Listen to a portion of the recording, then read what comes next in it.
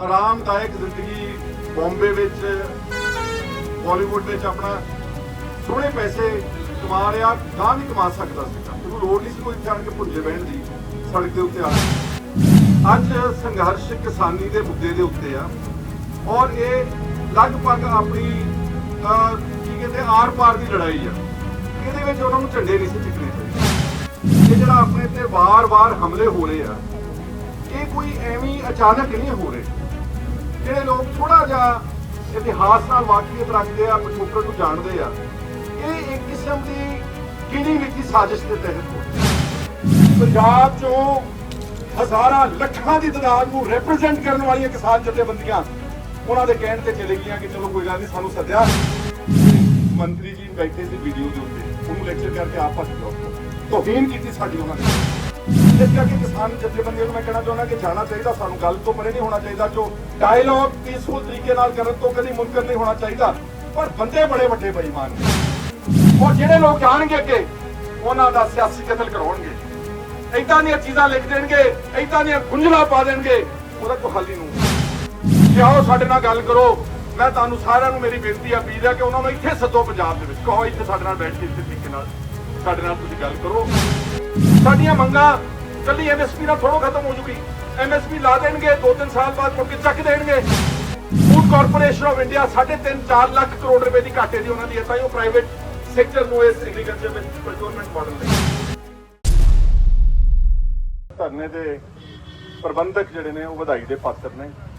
ਔਰ ਜਿੰਨਾ ਵੀ ਮੈਂ ਦੇਖ ਰਿਹਾ ਇੱਥੇ ਇਕੱਠ ਹੈ ਜਿਹੜਾ, ਸਾਰੇ ਆਪਣੇ ਆਪਣੇ ਕੰਮ ਛੱਡ ਕੇ, ਬਹੁਤ ਮਹਾਨ ਹਸਤੀਆਂ ਵੀ, ਚੰਗੇ ਲੋਕ ਇਸ ਧਰਨੇ ਵਿੱਚ ਕਈ ਦਿਨਾਂ ਤੋਂ ਲਗਾਤਾਰ ਜਿਹੜੇ ਬੈਠੇ ਨੇ। ਤੁਸੀਂ ਇਹੀ ਮੈਂ ਕਹਿ ਸਕਦਾ ਵਾਂ ਕਿ ਅੱਜ ਜਿੰਨੇ ਰਾਹਗੀਰ ਲੰਘ ਰਹੇ ਨੇ, ਇਹਨਾਂ ਨੂੰ ਤੁਹਾਡੇ ਤੇ ਹੀ ਆਸ ਆ। ਇਹਨਾਂ ਨੂੰ ਪਤਾ ਵਾ ਕਿ ਸਾਡੀ ਲੜਾਈ ਲੜਨ ਵਾਲੇ ਹੈਗੇ ਨੇ ਪੰਜਾਬ ਦੇ ਵਿੱਚ। ਉਹਨਾਂ ਨੂੰ ਪਤਾ ਵਾ ਕਿ ਸਾਡੀ ਆਵਾਜ਼ ਬਣ ਕੇ ਕੋਈ ਬੋਲ ਰਿਹਾ ਪੰਜਾਬ 'ਚ, ਔਰ ਇੱਕ ਆਵਾਜ਼ ਸ਼ੰਭੂ 'ਚੋਂ, ਇੱਕ ਆਵਾਜ਼ ਸਾਰੇ ਪੰਜਾਬ ਦੇ ਟੋਲ ਪਲਾਜ਼ਾਸ 'ਚੋਂ ਜਾਂ ਪੈਟਰੋਲ ਪੰਪਾਂ ਦੇ ਬਾਹਰ ਆਵਾਜ਼ ਇੱਕ ਹੀ ਆ। ਰਾਹ ਤੇ ਟੀਚਾ ਆਪਣਾ ਇੱਕ ਹੀ ਆ। ਕਿਸੇ ਗੱਲ ਦਾ ਆਪਾਂ ਨੂੰ ਕੋਈ ਬੁਰਾ ਨਹੀਂ ਮਨਾਉਣਾ ਚਾਹੀਦਾ, ਇਤਫਾਕ ਰੱਖਣਾ ਚਾਹੀਦਾ। ਇਸ ਲਈ ਮੈਂ ਸਮਝਦਾ ਤੁਸੀਂ ਸਾਰੇ ਬਹੁਤ ਜੁਝਾਰੂ ਕਹਿ ਸਕਦਾ, ਗੈਰਤਮੰਦ ਕਹਿ ਸਕਦਾ, ਅਖਲਾਕੀ ਕਹਿ ਸਕਦਾ, ਪੰਜਾਬ ਦੇ ਹਿਤੈਸ਼ੀ ਕਹਿ ਸਕਦਾ, ਜੋ ਤੁਸੀਂ ਇੱਥੇ ਮੋਰਚਾ ਵਿੱਢਿਆ। ਦੀਪ ਸਿੱਧੂ ਮੈਂ ਤਾਂ ਪਹਿਲੀ ਵਾਰ ਹੀ ਮਿਲਿਆ, ਮੇਰਾ ਛੋਟਾ ਵੀਰ ਹੈ। ਇਹ ਬੜੇ ਆਰਾਮਦਾਇਕ ਜ਼ਿੰਦਗੀ ਬੰਬੇ ਵਿੱਚ ਬਾਲੀਵੁੱਡ ਵਿੱਚ ਆਪਣਾ ਸੋਹਣੇ ਪੈਸੇ ਕਮਾ ਰਿਹਾ, ਗਾਂ ਵੀ ਕਮਾ ਸਕਦਾ ਸੀਗਾ। ਇਹਨੂੰ ਲੋੜ ਨਹੀਂ ਸੀ ਕੋਈ ਇੱਥੇ ਆਣ ਕੇ ਭੁੱਜੇ ਬਹਿਣ ਦੀ ਸੜਕ ਦੇ ਉੱਤੇ ਆਣ ਕੇ। ਪਰ ਕਿਉਂਕਿ ਇਹਦੇ ਅੰਦਰ ਵੀ ਉਹੀ ਦੁੱਖ ਤੇ ਦਰਦ ਆ ਜਿਹੜਾ ਤੁਸੀਂ ਸਾਰੇ ਇੱਥੇ ਇਸ ਵਕਤ ਬੈਠੇ ਹੋ, ਇਸ ਲਈ ਮੈਂ ਇਹਨੂੰ ਵੀ ਵਧਾਈ ਦਿੰਦਾ ਵਾਂ। ਔਰ ਮੈਂ ਕਹਿਣਾ ਚਾਹੁੰਦਾ ਕਿ ਅਸੀਂ ਸਮੂਹ ਕਿਸਾਨ ਜਥੇਬੰਦੀਆਂ ਦੇ ਸਾਰੇ ਸੰਘਰਸ਼ ਦੀ ਹਮਾਇਤ ਕਰਦੇ ਹਾਂ ਜਿਹੜੀਆਂ, ਔਰ ਮੈਂ ਸਾਰੀਆਂ ਪੋਲੀਟੀਕਲ ਪਾਰਟੀਆਂ ਨੂੰ ਮੇਰੀ ਬੇਨਤੀ ਹੈ, ਕੁਝ ਦਿਨਾਂ ਤੋਂ ਦੇਖ ਕੇ ਥੋੜੀ ਦੁੱਖ ਹੁੰਦਾ ਸੀਗਾ ਕਿ ਸਾਰੀਆਂ ਪੋਲੀਟੀਕਲ ਪਾਰਟੀਆਂ ਆਪਣੇ ਆਪਣੇ ਝੰਡੇ ਚੱਕੀ ਫਿਰਦੀਆਂ। ਮੇਰਾ ਛੋਟਾ ਵੀਰ ਕੁੜੀਆ ਬੋਲ ਕੇ ਗਿਆ ਕਿ ਉਹਨਾਂ ਨੂੰ 2022 ਦਿਸਦਾ ਵਾ। ਗਲਤ ਗੱਲ ਆ। ਅੱਜ ਸੰਘਰਸ਼ ਕਿਸਾਨੀ ਦੇ ਮੁੱਦੇ ਦੇ ਉੱਤੇ ਆ ਔਰ ਇਹ ਲਗਭਗ ਆਪਣੀ ਕੀ ਕਹਿੰਦੇ ਆਰ ਪਾਰ ਦੀ ਲੜਾਈ ਆ। ਇਹਦੇ ਵਿੱਚ ਉਹਨਾਂ ਨੂੰ ਝੰਡੇ ਨਹੀਂ ਸੀ ਚੁੱਕਣੇ ਚਾਹੀਦੇ। ਇਹਦੇ ਵਿੱਚ ਵੱਧ ਤੋਂ ਵੱਧ ਕਾਲਾ ਝੰਡਾ, ਨਹੀਂ ਤਾਂ ਕਿਸਾਨੀ ਦੇ ਹਰੇ ਝੰਡੇ ਦੇ ਰੰਗ ਥੱਲੇ ਆਪਾਂ ਨੂੰ ਸੰਘਰਸ਼ ਕਰਨਾ ਚਾਹੀਦਾ। ਹਲੇ ਵੀ ਸਮਾਂ ਉਹਨਾਂ ਨੂੰ, ਹਲੇ ਵੀ ਇਸ ਗੱਲ ਨੂੰ ਆਪਣੀ ਨੂੰ ਸੁਧਾਰ ਕਰਕੇ ਤੇ ਇਹ ਸਮੂਹ ਕਿਸਾਨਾਂ ਦੇ ਸੰਘਰਸ਼ ਦੀ ਸਪੋਰਟ ਕਰਨੀ ਚਾਹੀਦੀ ਔਰ ਕਿਸਾਨਾਂ ਨੂੰ ਅਗਵਾਈ ਕਰ ਲੈਣ ਦਿਓ। ਅਸੀਂ ਸਾਰੇ ਉਹਨਾਂ ਦੇ ਪਿੱਛੇ ਲੱਗ ਕੇ ਜਿੰਨੀ ਸਾਡੇ ਵਿੱਚ ਸਮਰੱਥਾ ਉਹਨਾਂ ਦੀ ਮਦਦ ਕਰਾਂਗੇ। ਮੇਰੇ ਵੀਰੋ, ਇਹ ਜਿਹੜਾ ਆਪਾਂ ਪੰਜਾਬ ਇਸ ਵਕਤ ਦੇਖ ਰਹੇ ਆ ਨਾ, ਇਹ ਜਿਹੜਾ ਆਪਣੇ ਤੇ ਵਾਰ-ਵਾਰ ਹਮਲੇ ਹੋ ਰਹੇ ਆ, ਇਹ ਕੋਈ ਐਵੇਂ ਅਚਾਨਕ ਨਹੀਂ ਹੋ ਰਹੇ। ਜਿਹੜੇ ਲੋਕ ਥੋੜਾ ਜਿਹਾ ਇਤਿਹਾਸ ਨਾਲ ਵਾਕਫੀਅਤ ਰੱਖਦੇ ਆ, ਪਿਛੋਕੜ ਨੂੰ ਜਾਣਦੇ ਆ, ਇਹ ਇੱਕ ਕਿਸਮ ਦੀ ਗਿਣੀ ਮਿੱਠੀ ਸਾਜ਼ਿਸ਼ ਦੇ ਤਹਿਤ ਹੋ ਰਹੇ ਨੇ। ਕਿਉਂਕਿ ਉਹਦਾ ਤਾਂ ਹੋਰ ਪਾਸੇ ਟੁੱਕਦੀ, ਲੇਕਿਨ ਪੰਜਾਬ ਦੇ ਜੰਮਿਆਂ ਨੂੰ ਨਿੱਤ ਮੁਹਿੰਮਾਂ, ਆਪਾਂ ਅਬਦਾਲੀਆਂ, ਦੁਰਾਨੀਆਂ, ਮੁਗਲਾਂ ਦੇ ਨਾਲ ਲੜਾਈ ਸਾਡੀ ਨਹੀਂ ਸੀਗੀ, ਲੇਕਿਨ ਜਦੋਂ ਉਹ ਦੇਸ਼ ਦੀਆਂ ਔਰਤਾਂ ਚੱਕ ਕੇ ਲਿਜਾ ਕੇ ਤੇ ਬਾਜ਼ਾਰ ਵਿੱਚ ਟਕੇ ਦੀ ਉਹਨਾਂ ਦੀ ਇੱਜ਼ਤ ਵੇਚਦੇ ਸੀਗੇ, ਉਦੋਂ ਸਾਡੇ ਪੁਰਖਿਆਂ ਨੇ ਉਹਨਾਂ ਦੇ ਘੋੜਿਆਂ ਦੀਆਂ ਲਗਾਮਾਂ ਫੜੀਆਂ। ਇਸੇ ਤਰ੍ਹਾਂ ਹੀ ਬਾਅਦ ਫਿਰ ਆਪਾਂ ਅੰਗਰੇਜ਼ਾਂ ਦੇ ਨਾਲ ਲੜਾਈ ਲੜੀ। ਔਰ ਮੈਨੂੰ ਕਹਿਣ 'ਚ ਕੋਈ ਗੁਰੇਜ਼ ਨਿਗਾ ਕਿ ਜਦੋਂ ਪਾਰਟੀਸ਼ਨ ਹੋ ਰਹੀ ਸੀ ਨਾ 47 ਚ, ਉਦੋਂ ਅੰਗਰੇਜ਼ਾਂ ਨੇ ਆਪਾਂ ਨੂੰ ਇਹ ਬਕਾਇਦਾ ਸਾਡੀ ਸਿੱਖ ਲੀਡਰਸ਼ਿਪ ਨੂੰ ਆਫਰ ਕੀਤਾ ਸੀਗਾ ਕਿ ਤੁਸੀਂ ਅਗਰ ਚਾਹੁੰਦੇ ਹੋ ਤੇ ਤੁਹਾਨੂੰ ਇੱਕ ਆਜ਼ਾਦ ਦੇਸ਼ ਆਪਣਾ ਲਹਿਦਾ ਦੇ ਦਿੰਦੇ ਆ, ਕਿਉਂਕਿ ਆਪਣੇ ਕੋਲ ਪਹਿਲਾਂ ਖਾਲਸਾ ਰਾਜ ਸਰਕਾਰੇ ਖਾਲਸਾ ਮਹਾਰਾਜਾ ਰਣਜੀਤ ਸਿੰਘ ਦਾ 1799 ਤੋਂ ਲੈ ਕੇ 1839 ਤੱਕ ਦਾ 40 ਸਾਲ ਦਾ ਬਿਹਤਰੀਨ ਰਾਜ, ਜਿਹਦੇ ਵਿੱਚ ਇੱਕ ਵੀ ਫਾਂਸੀ ਨਹੀਂ ਹੋਈ, ਜਿਹਦੇ ਵਿੱਚ ਸਾਰੇ ਧਰਮਾਂ ਨੂੰ ਇੱਕ ਨਿਗਾਹ ਦੇ ਨਾਲ ਦੇਖਿਆ ਜਾਂਦਾ ਸੀ। ਜਿਹੜਾ ਅੱਜ ਸੈਕੂਲਰਿਜ਼ਮ ਦਾ ਨਾਰਾ ਲਾਉਂਦੇ ਨਾ ਸਾਰੀਆਂ ਆਪਣੀਆਂ ਪਾਰਟੀਆਂ, ਮਹਾਰਾਜਾ ਰਣਜੀਤ ਸਿੰਘ ਨੇ ਅੱਜ ਤੋਂ ਕਿੰਨੇ ਸਾਲ ਪਹਿਲਾਂ ਕਰਕੇ ਦਿਖਾਤਾ। ਔਰ ਉਹ ਰਾਜ ਕੋਈ ਛੋਟਾ ਮੋਟਾ ਰਾਜ ਨਹੀਂ ਸੀਗਾ। ਆ ਤਾਂ ਆਪਣਾ ਕੁਛ ਵੀ ਨਹੀਂਗਾ, ਆਪਣਾ ਤਾਂ ਸੂਬੀ ਆ। ਉਹ ਸਤਲੁਜ ਤੋਂ ਪਰਲੇ ਪਾਸੇ ਤੇ ਪਾਕਿਸਤਾਨ ਦਾ ਕਸੂਰ, ਮੁਲਤਾਨ, ਪਿਸ਼ਾਵਰ, ਬਹੁਤ ਵੱਡਾ ਇਲਾਕਾ, ਸਾਰਾ ਜੰਮੂ ਕਸ਼ਮੀਰ, ਇੱਥੋਂ ਤੱਕ ਕਿ ਕਾਬੁਲ ਦੀਆਂ ਕੰਧਾਂ ਤੱਕ ਸਾਡਾ ਰਾਜ ਸੀਗਾ। ਇਸ ਕਰਕੇ ਇਹ ਜਿਹੜੀਆਂ ਸਰਕਾਰਾਂ ਨੇ ਦਿੱਲੀ ਦੇ ਤਖਤ ਹੈ ਨਾ, ਉਹਨਾਂ ਨੂੰ ਪਤਾ ਵਾ ਕਿ ਜਿਸ ਦਿਨ ਵੀ ਇਸ ਦੇਸ਼ ਵਿੱਚ ਕੋਈ ਬਗਾਵਤ ਕਰਨ ਦੀ ਸੁਰ ਤੇ ਹਿੰਮਤ ਰੱਖਦਾ, ਉਹ ਪੰਜਾਬੀ ਤੇ ਸਿੱਖ ਰੱਖਦੇ ਨੇ। ਇਸ ਕਰਕੇ ਤੁਹਾਨੂੰ ਬਕਾਇਦਾ ਤੌਰ ਤੇ ਵਿਉਂਤਬੰਦੀ ਤੋਂ ਨਾਲ 73 ਸਾਲ ਦੀ ਆਜ਼ਾਦੀ ਤੋਂ ਸਾਨੂੰ ਦੁਬਾਰਾ ਸਬਕ ਸਿਖਾਇਆ ਜਾ ਰਿਹਾ, ਸਾਨੂੰ ਟਾਰਗੇਟ ਬਣਾਇਆ ਜਾ ਰਿਹਾ, ਸਾਨੂੰ ਮਿੱਥ ਕੇ ਸਾਨੂੰ ਕਮਜ਼ੋਰ ਸਾਡਾ ਲੱਕ ਤੋੜਨ ਦੀ ਕੋਸ਼ਿਸ਼ ਕੀਤੀ ਜਾ ਰਹੀ ਹੈ। ਕਿੰਨੇ ਉਦਾਹਰਣ ਗਿਣਾ ਸਕਦਾ। ਪਹਿਲਾਂ ਤਾਂ ਆਪਾਂ ਇਸ ਦੇਸ਼ ਦੀ ਆਜ਼ਾਦੀ ਸਭ ਤੋਂ ਜ਼ਿਆਦਾ ਸ਼ਹੀਦ ਭਗਤ ਸਿੰਘ ਦੀ ਫੋਟੋ ਲੱਗੀ ਆ, ਕਰਨੈਲ ਸਿੰਘ ਈਸੜੂ ਕਿੱਥੇ ਗੋਆ ਦੇ ਵਿੱਚ ਜਾ ਕੇ ਸ਼ਹਾਦਤ ਦਿੰਦਾ ਵਾ। ਸਭ ਤੋਂ ਜ਼ਿਆਦਾ ਫਾਂਸੀਆਂ ਦੇ ਰੱਸੇ ਪੰਜਾਬੀਆਂ ਤੇ ਸਿੱਖਾਂ ਨੇ ਚੁੰਮੇ, ਕਾਲੇ ਪਾਣੀ ਦੀਆਂ ਕੈਦਾਂ ਕੱਟੀਆਂ। ਸਭ ਤੋਂ ਜ਼ਿਆਦਾ ਸੰਘਰਸ਼ ਇਸ ਆਜ਼ਾਦੀ ਵਿੱਚ ਕੂਕਾ ਲਹਿਰ ਤੋਂ ਲੈ ਕੇ ਮੈਂ ਕਹਿੰਦਾ ਗਦਰੀ ਬਾਬਿਆਂ ਤੋਂ ਲੈ ਕੇ ਕੀ ਨਹੀਂ ਕੀਤਾ, ਦੇਸ਼ ਆਜ਼ਾਦ ਕਰਾਤਾ। ਔਰ ਦੇਸ਼ ਆਜ਼ਾਦ ਕਰਾਉਣ ਤੋਂ ਜਦੋਂ ਮਾਸਟਰ ਤਾਰਾ ਸਿੰਘ ਤੇ ਸਾਡੀ ਉਸ ਲੀਡਰਸ਼ਿਪ ਨੂੰ ਅੰਗਰੇਜ਼ ਕਹਿੰਦੇ ਸੀ ਨਾ ਕਿ ਤੁਸੀਂ ਪਾਕਿਸਤਾਨ ਨਾਲ ਰਲਣਾ, ਉਧਰ ਰਲ ਜਾਓ, ਆਜ਼ਾਦ ਰਹਿਣਾ, ਆਜ਼ਾਦ ਰਹਿ ਲਓ, ਤਾਂ ਪੰਡਿਤ ਨਹਿਰੂ ਜਿਹੜੇ ਸੀ ਉਸ ਵਕਤ ਦੇ ਲੀਡਰ ਸੀ, ਉਹਨਾਂ ਨੇ ਸਾਡੀ ਸਿੱਖ ਲੀਡਰਸ਼ਿਪ ਨੂੰ ਇੱਕ ਬਹੁਤ ਭਰੋਸੇਯੋਗ ਸਟੇਟਮੈਂਟ ਦਿੱਤੀ ਸੀ, ਜਿਹੜੀ ਇਤਿਹਾਸ ਵਿੱਚ ਹਲੇ ਵੀ ਦਰਜ ਆ। ਉਹਨਾਂ ਨੇ ਕਿਹਾ ਕਿ ਮੈਂ ਅਪੀਲ ਕਰਦਾ ਸਿੱਖਾਂ ਨੂੰ ਕਿ ਤੁਸੀਂ ਸਾਡਾ ਸਾਥ ਦਿਓ, ਅਸੀਂ ਤੁਹਾਨੂੰ ਆਜ਼ਾਦ ਭਾਰਤ ਦੇ ਵਿੱਚ ਹਰ ਕਿਸਮ ਦੀ ਆਜ਼ਾਦੀ, ਸਿਆਸੀ, ਧਾਰਮਿਕ, ਸਮਾਜਿਕ, ਸੱਭਿਆਚਾਰਕ, ਉਹਨਾਂ ਦੇ ਇਸ ਵਾਅਦੇ ਦੇ ਉੱਤੇ ਉਹਨਾਂ ਤੇ ਭਰੋਸਾ ਕਰਕੇ ਆਪਾਂ ਕਿੰਨਾ ਵੱਡਾ ਉਜਾੜਾ ਕਰਾਇਆ। ਦੁਨੀਆ ਵਿੱਚ ਜਿਹੜਾ ਪਾਕਿਸਤਾਨ ਤੇ ਭਾਰਤ ਦਾ ਬਟਵਾਰਾ ਹੋਇਆ, ਜਿਹੜੀ ਆਬਾਦੀ ਉਥਲ ਪੁਥਲ ਹੋਈ, ਇਹ ਕਿਤੇ ਹੀ ਮਿਸਾਲ ਨਹੀਂ ਗੀ ਤਾਜ਼ਾ ਕੰਟੈਂਪਰੇਰੀ ਹਿਸਟਰੀ ਵਿੱਚ। ਲਗਭਗ 10 ਲੱਖ ਬੰਦਾ ਮਰਿਆ ਉਹਦੇ ਵਿੱਚ ਜਦੋਂ ਬਟਵਾਰਾ ਹੋਇਆ ਪਾਕਿਸਤਾਨ ਤੋਂ, ਜਦੋਂ ਆਪਣੇ ਲੋਕ ਉੱਜੜ ਕੇ ਇੱਧਰ ਨੂੰ ਆਏ ਨੇ। 1 ਕਰੋੜ ਦੇ ਲਾਗੇ, ਮੈਂ ਸ਼ਾਇਦ ਫਿਗਰਸ ਮੈਂ ਕਰੈਕਟ ਨਾ ਕੋਟ ਕਰ ਸਕਾਂ, 1 ਕਰੋੜ ਦੇ ਲਾਗੇ ਆਬਾਦੀ ਜਿਹੜੀ ਇਧਰੋਂ ਉਧਰ ਉੱਠ ਕੇ ਗਈ ਆ, ਆਪਣੇ ਬਣੇ ਪੜਾਏ ਘਰ ਛੱਡ ਕੇ। ਵਧੀਆ ਜ਼ਮੀਨਾਂ, ਖੇਤ, ਵਪਾਰ, ਦਰਜੇ, ਅਹੁਦੇ, ਉਹਨਾਂ ਨੂੰ ਨਿਛਾਵਰ ਕਰਕੇ ਇਸ ਦੇਸ਼ ਦੀ ਆਜ਼ਾਦੀ ਵਿੱਚ ਆਪਾਂ ਇੱਧਰ ਆਣ ਕੇ ਭਾਰਤ ਵਿੱਚ ਸੈਟਲ ਹੋਏ। ਔਰ ਉਸ ਤੋਂ ਇਲਾਵਾ ਫੌਜਾਂ ਦੇ ਵਿੱਚ ਹੁਣ ਵੀ ਜਦੋਂ ਤਾਬੂਤ ਆਉਂਦੇ ਨਾ, ਜਦੋਂ ਮੌਤਾਂ ਹੋ ਕੇ ਸਾਡੇ ਨੌਜਵਾਨਾਂ ਦੀਆਂ, ਫੌਜੀਆਂ ਦੀਆਂ ਆਉਂਦੀਆਂ, ਹੁਣੇ ਚਾਈਨਾ ਨੇ ਮੇਰੇ ਖਿਆਲ ਕਿੰਨੇ ਮਰੇ ਸੀ, ਉਦੋਂ ਜੋ 4 ਪੰਜਾਬ ਦੇ ਨੌਜਵਾਨ ਸੀਗੇ। ਕਿਸੇ ਕਸਰ ਛੱਡੀ ਅੱਜ ਤੱਕ ਹਰ ਗੱਲ ਵਿੱਚ ਮੋਹਰੇ ਹੋ ਕੇ ਅਨਾਜ ਦੀ, ਆ ਕਿਸਾਨੀ ਦੀ ਗੱਲ ਹੋ ਰਹੀ ਆ। ਮਤਲਬ ਜਦੋਂ ਸਾਰਾ ਦੇਸ਼ ਭੁੱਖਾ ਮਰਦਾ ਸੀਗਾ, ਮਾਫ ਕਰਨਾ ਚੰਗਾ ਨਹੀਂ ਲੱਗਦਾ, ਉਦੋਂ ਪੰਜਾਬੀਆਂ ਨੇ ਆਪ ਭੁੱਖੇ ਰਹਿ ਕੇ ਗ੍ਰੀਨ ਰੈਵੋਲੂਸ਼ਨ ਦੀ ਸਾਨੂੰ ਤਾਂ ਬੜੀ ਲੋੜ ਹੀ ਨਹੀਂ ਸੀਗੀ, ਅਸੀਂ ਆਪਣੇ ਜੋਗਾ ਤਾਂ ਪੈਦਾ ਕਰਕੇ ਖਾ ਸਕਦੇ ਸੀਗੇ। ਲੇਕਿਨ ਫਿਰ ਦੇਸ਼ ਦੀ ਭੁੱਖਮਰੀ ਨੂੰ ਦੇਖ ਕੇ ਸਾਡੇ ਜਿਹੜੇ ਸੀਗੇ ਬਜ਼ੁਰਗਾਂ ਨੇ ਖੇਤੀ ਵਿੱਚ ਅਨਾਜ ਪੈਦਾ ਕਰਕੇ ਇਸ ਦੇਸ਼ ਨੂੰ ਅਨਾਜ ਫੂਡ ਸਰਪਲਸ ਨੇਸ਼ਨ ਬਣਾ ਦਿੱਤਾ। ਉਸ ਤੋਂ ਬਾਅਦ ਖੇਡਾਂ ਦੇ ਮੈਦਾਨ 'ਚ ਮਿਲਖਾ ਸਿੰਘ ਵਰਗੇ, ਹਾਕੀ ਦੇ ਸਾਡੇ ਬਲਬੀਰ ਸਿੰਘ ਵਰਗੇ, ਜਾਂ ਜਿਹੜੇ ਹੋਰ ਖਿਡਾਰੀ ਸੀਗੇ, ਜਦੋਂ 올림픽ਸ ਵਿੱਚ ਝੰਡਾ ਭਾਰਤ ਦਾ ਚੱਕਦੇ ਨੇ, ਉਹਦੇ 'ਚ ਪੰਜਾਬੀਆਂ ਤੇ ਸਿੱਖਾਂ ਦਾ ਘੱਟ ਮਾਣ ਤੇ ਦੇਸ਼ ਦਾ ਮਾਣ ਜ਼ਿਆਦਾ ਹੁੰਦਾ ਵਾ। ਇਹ ਤੋਂ ਇਲਾਵਾ ਹੋਰ ਸੱਭਿਆਚਾਰ ਦੀ ਫੀਲਡ ਵਿੱਚ ਹਰ ਗੱਲ ਵਿੱਚ ਹਿੱਸਾ ਪਾਇਆ।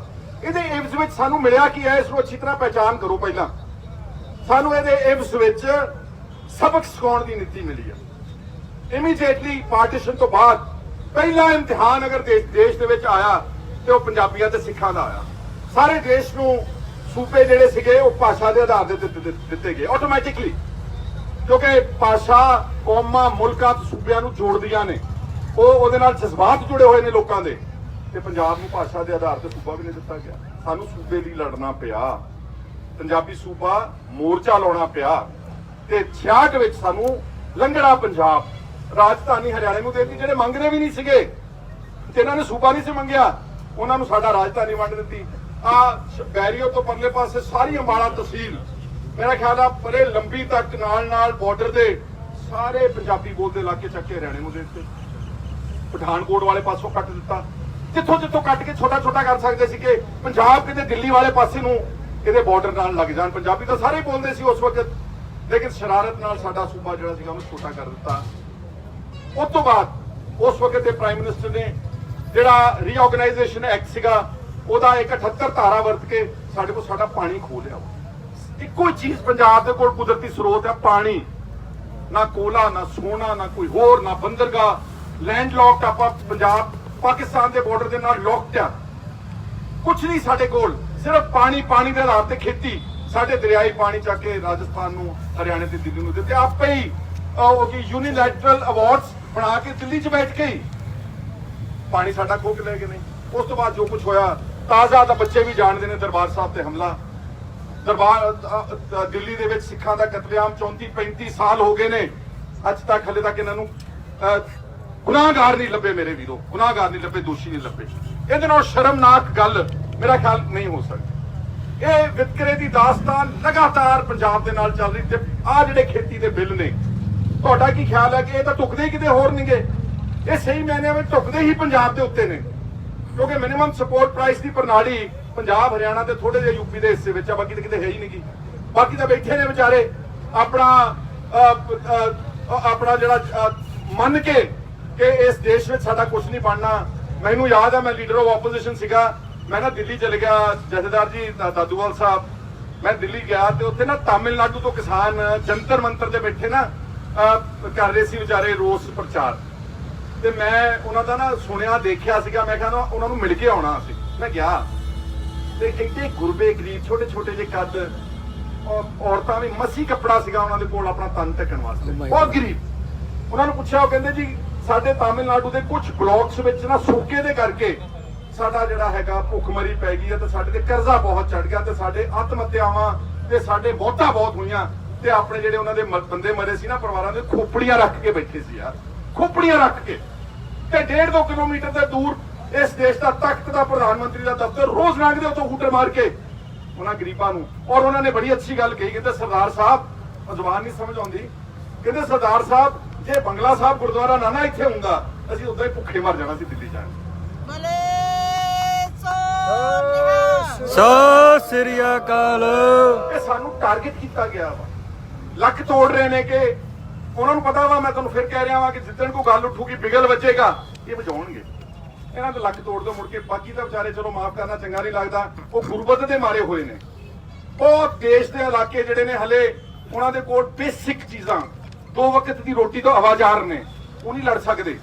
ਆਪਾਂ ਉਸ ਗੁਰੂ ਸਾਹਿਬਾਨ ਦੀ ਦਿੱਤੀ ਹੋਈ ਸ਼ਕਤੀ ਦੇ ਹਿਸਾਬ ਦੇ ਨਾਲ, ਉਹਨਾਂ ਦੀ ਸਪਿਰਿਟ ਨਾਲ ਆਪਾਂ ਲੜਦੇ। ਇਸ ਕਰਕੇ ਇੱਕ ਤਾਂ ਇਹ ਸਮਝ ਲਓ ਕਿ ਤੁਹਾਨੂੰ ਉਹ ਗਿਣ ਮਿੱਥ ਕੇ ਟਾਰਗੇਟ ਕਰਕੇ, ਤੁਹਾਨੂੰ ਆਰਥਿਕ ਤੌਰ ਤੇ ਕਮਜ਼ੋਰ ਕਰਕੇ, ਤੁਹਾਨੂੰ ਰਾਜਨੀਤਿਕ ਤੌਰ ਤੇ ਕਮਜ਼ੋਰ ਕਰਕੇ ਤੁਹਾਡੇ ਕੋਲੋਂ ਸ਼ਕਤੀ ਖੋਣਾ ਚਾਹੁੰਦੇ ਨੇ।